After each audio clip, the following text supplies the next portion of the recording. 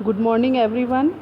Today we are going to start with the new topic Gibbs function G and Helmholtz function represented by A as thermodynamic quantities. In most of the chemical process, neither the energy nor the entropy is held constant. It is therefore reasonable to introduce two new functions involving energy and entropy. The first one is Helmholtz free energy or work function A, and the second one the thermodynamic potential or Gibbs function F. The energy which can be converted into useful work is called available energy, whereas the remaining portion of energy which cannot be converted into useful work is called unavailable energy. Entropy is regarded as a measure of unavailable energy. When entropy is multiplied by the temperature, the product is the amount of unavailable energy which cannot be converted into useful work. Two new symbols are given to these energy terms, which is represented by A and G. A is equals to E minus Ts, where E is internal energy of the system and Ts represents the unavailable energy. And another function, Gibbs function, which is represented by G, related to the difference between Gibbs free energy, the heat enthalpy of the system and the unavailable energy, where S is the entropy, E is the internal energy and H is the enthalpy. A and G are state functions and are independent of the path. So,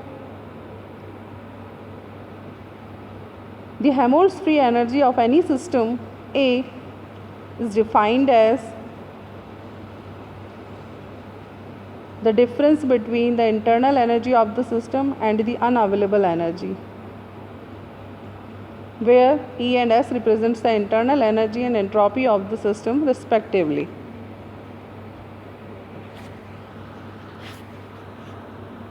Variation of work function with temperature and volume. We know work function is represented by this equation. Differentiating this equation yields dA equals to dE minus TdS minus S dt. From first and second law of thermodynamics, dE will be equal to TdS minus PdV. So, dA will be equals to minus PdV minus S dt. This equation relates A with S for infinitesimal changes. Helmholtz free energy change with the temperature at constant volume.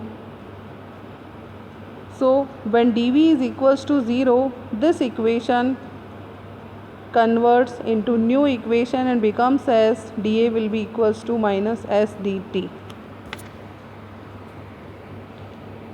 Or we can say that the work function A changes with respect to volume at constant temperature will be equals to negative P. This describes the variation of work function of a pure substance with volume. And at constant volume, when dV is equals to 0,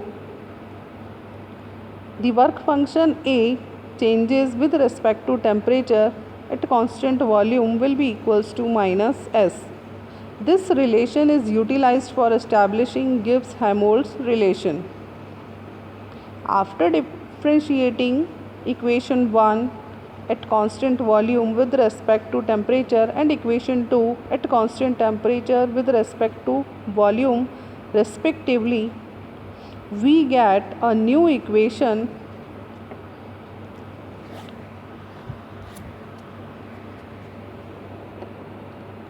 The next one is variation of free energy with temperature and pressure.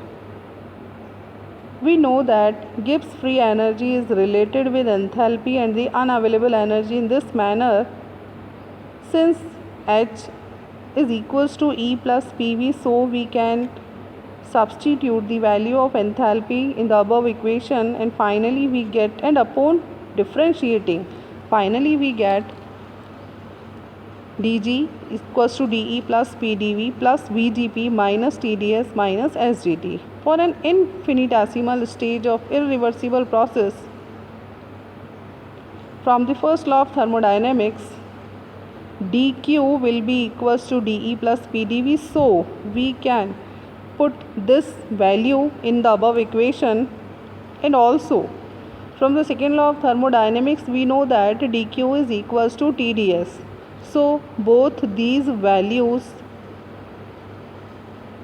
can be substituted in the above equation,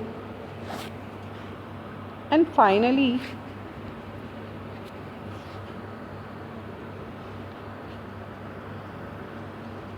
this equation is also known as combined equation of first and second law of thermodynamics. Finally, we get dg is equals to VdP minus SdT. Again, at constant temperature, when dt is equals to 0, the equation shows the relation between Gibbs free energy with respect to pressure at constant temperature will be equals to volume, and at constant pressure when dP is equals to 0, del G with respect to temperature at constant pressure will be equals to minus S. After differentiating equation 3 and constant pressure with respect to temperature and equation 4 at constant temperature with respect to pressure respectively, we get a new equation in which the change in entropy with respect to pressure at constant temperature related to the change in volume with respect to temperature at constant pressure. Now, the last topic is Gibbs-Helmholtz equation. We know that dG is equals to VdP minus SdT. At constant pressure, dG is equals to minus SdT. Let G1 represent free energy of a system in its initial state at a temperature T. Suppose the temperature rises to the next level, which is T plus dt, where dt is the infinitesimal small. Let the free energy at the new temperature be G1 plus Gg. Then this infinitesimal change in Gibbs free energy will be equal to minus S1 dt, where S1 is the entropy in the initial state.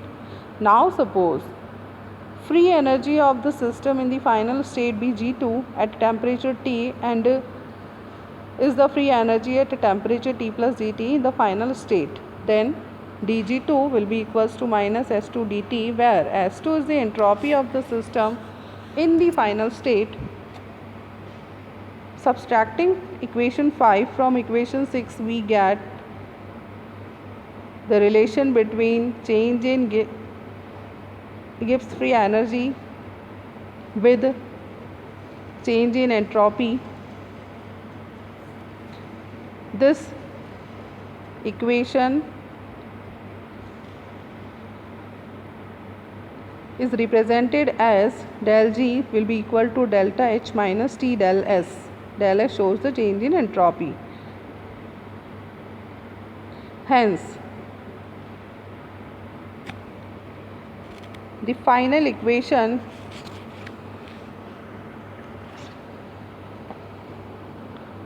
which is integrated form of Gibbs-Helmholtz equation, is employed in evaluating change in free energy at a particular temperature, provided the free energy change and the heat of reaction at another temperature are known for the same process.